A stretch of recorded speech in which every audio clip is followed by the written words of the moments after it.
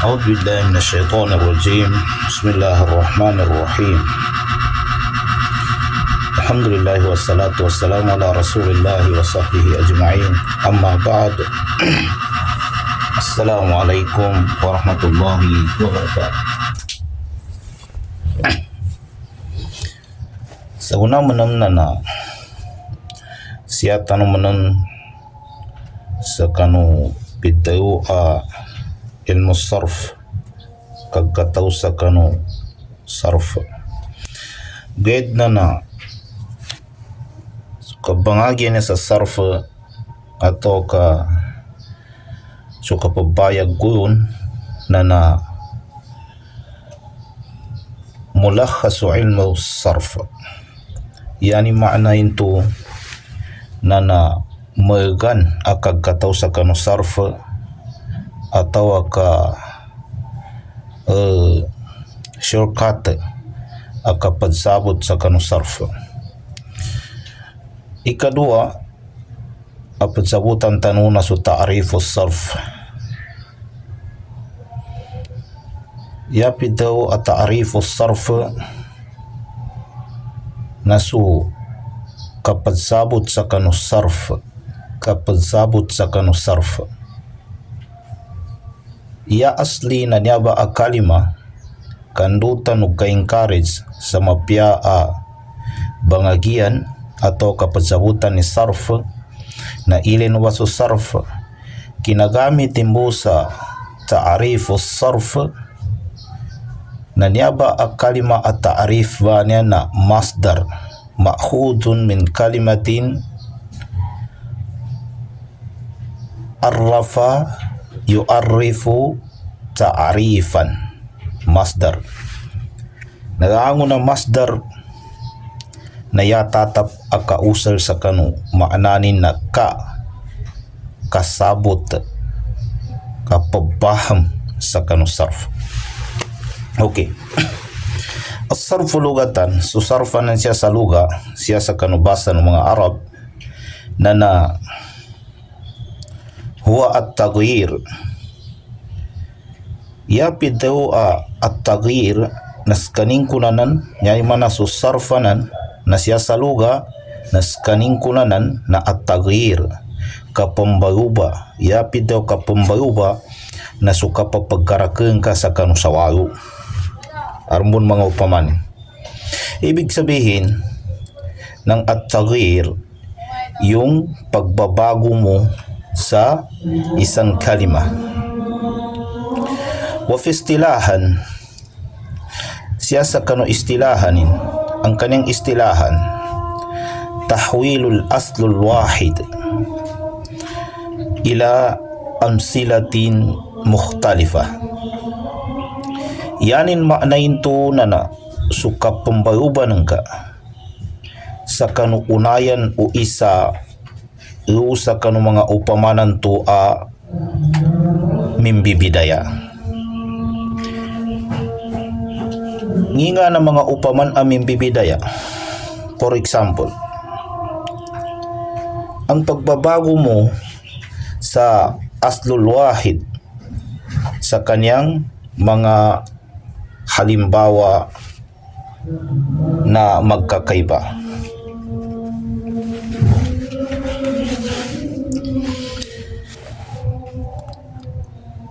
Nginga na pidayunin na to kapambayuba kapabalin sa kanu aslul wahidan to yu kanu upamanan to mimbibidaya. Yanin into upaman na for example ang kanyang halimbawa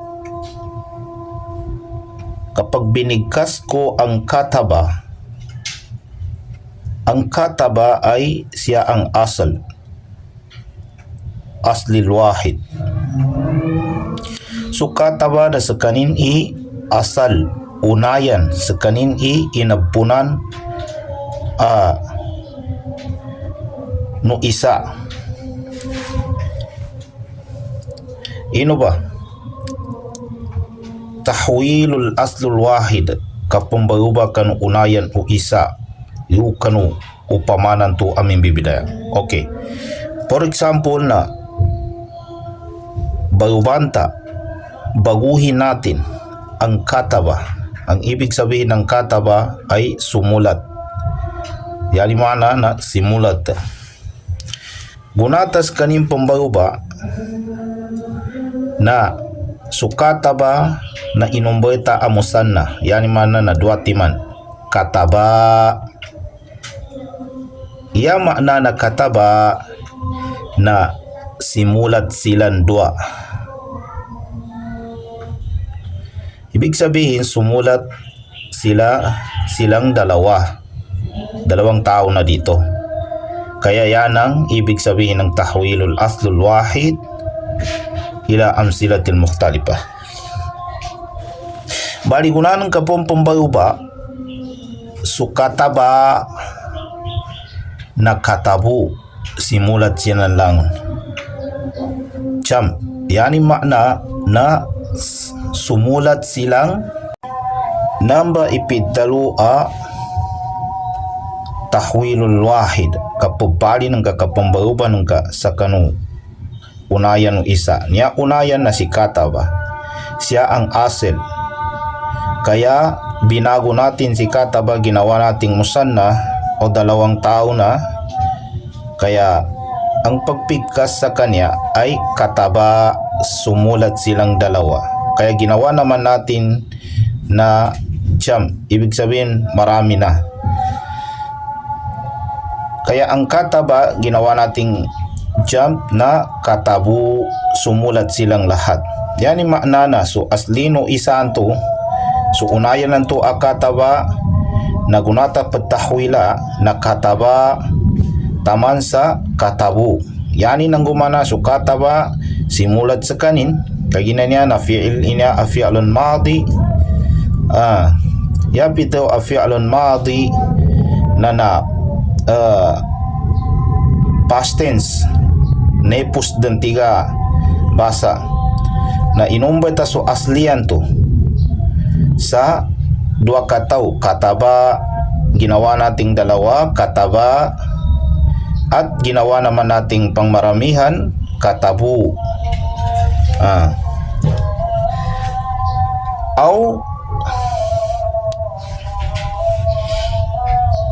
Natawa ka.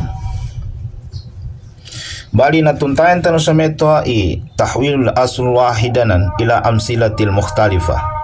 Nanto may maknanin na suka pambawan ka kanu unayan no isa yu kanu upamanan to aming bibidaya. Okay, siya tanong mo naman. Limaknal maksuda siya kanu mga maknaan to agkagahanda. Yani mana nasisitan ka ikasabutan ka. Okay. Yanin upaman nasisitan ke kasabutan ka.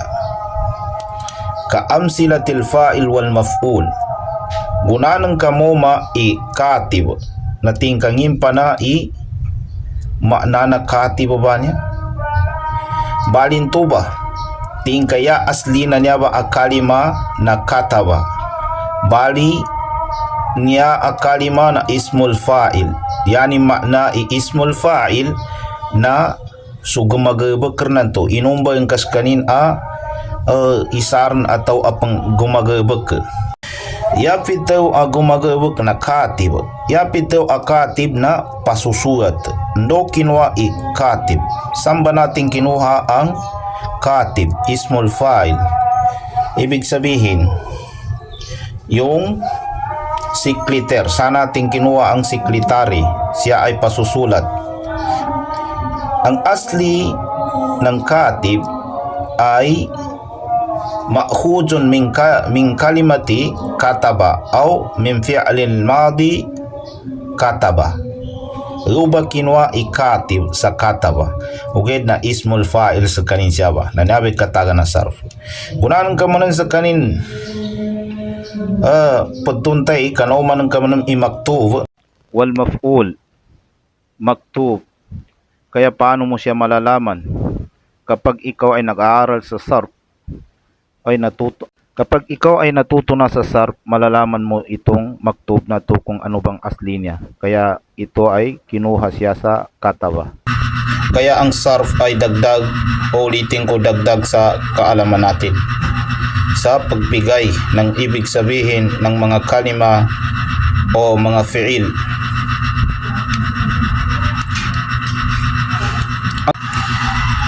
La tahsul illa biha. Ibig sabihin,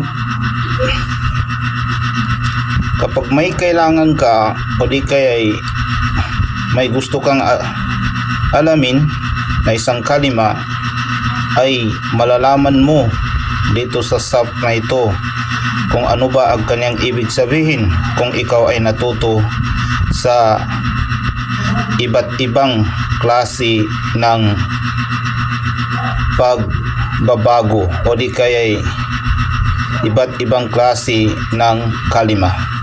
For example, ka-fi'l al-madi. Ang kanyang halimbawa ay fi'l al-madi.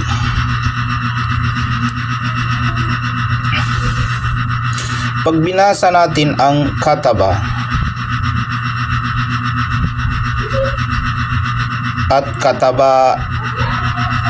katabo, magkakaiba na ang ibig sabihin yan.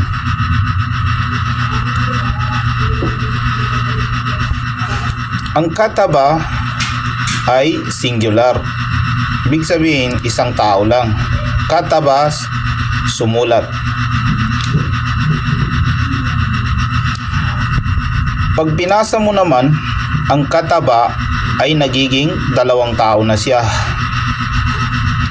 Ang kanyang ibig sabihin, kataba, sumulat silang dalawa. Kapag binigkas naman natin ang katabu, ang kanyang ibig sabihin ay sumulat silang lahat. Sa Maguindanao, aming hanggang kasama na ikataba, na may kataba simulat sa kanin. Nyaba ikapya nakapangagi sa sarf. Very important sa lahat, sa atin lahat. Aming kabinatian ng kaunong ikataba na ay manamusanar na simulat silang dua. Ubinatian ng kaunong ikatabo nagiging jam din silan. Yani mana na madako din silan pang maramihan din. Katabo simulat silang lang. Atawa ka ismil file manasu ismil file. Ang ibig sabihin ng file ay yung taong tagagawa. Sa Maguindanao, so panggabag karnanto. Yanin upama na katib. May encounter kay katib na piyangin na mapangilin kay asli ni may nginganap asli na katib. Aya asli na katib na kataba. Ibig sabihin na katib na pasusulat.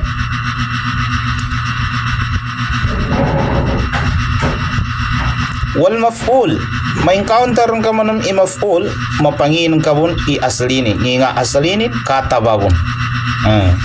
Skanin pandadsan abityagan to. Baga sa kapanggabag ka na ubay ipanggabag kanan to. Mana upama no kapambali bo na sukolt o pambali bo anda nanto. Nanto bay maf'ul. Kaya siya ubataman inshallah na umanan tanawin niya siya sa kanu niya page tanu akabangagi na sa sarf kagina importante man na ikasabutan tay sarf kamasgabo na pagkatabang sa kapaganggay sa mana. Inshallah dagdagan lang natin inshallah ang mga kalima na ito, kataba, katabu, o ka-ismil fa'il wal maf'ul sa susunod na lecture natin. Dahil ang sarf ay very important sa atin lahat o di kaya dagdag sa kaalaman natin sa pagbigay ng ibig sabihin, meaning, pagbigkas ng mga kalima o words at pagbabago sa mga kalima. Siabot taman, wassalamualaikum warahmatullahi wabarakatuh. Unday daning kasampaisan, nayabo mo pasampaw na sutito-tito amataw sa kanusarpa, kay ginanya na ibagumambo sa kanong mga wata. Entupan pambibitan di kau armakwa nila nun aguna. Wassalamualaikum warahmatullahi wabarakatuh.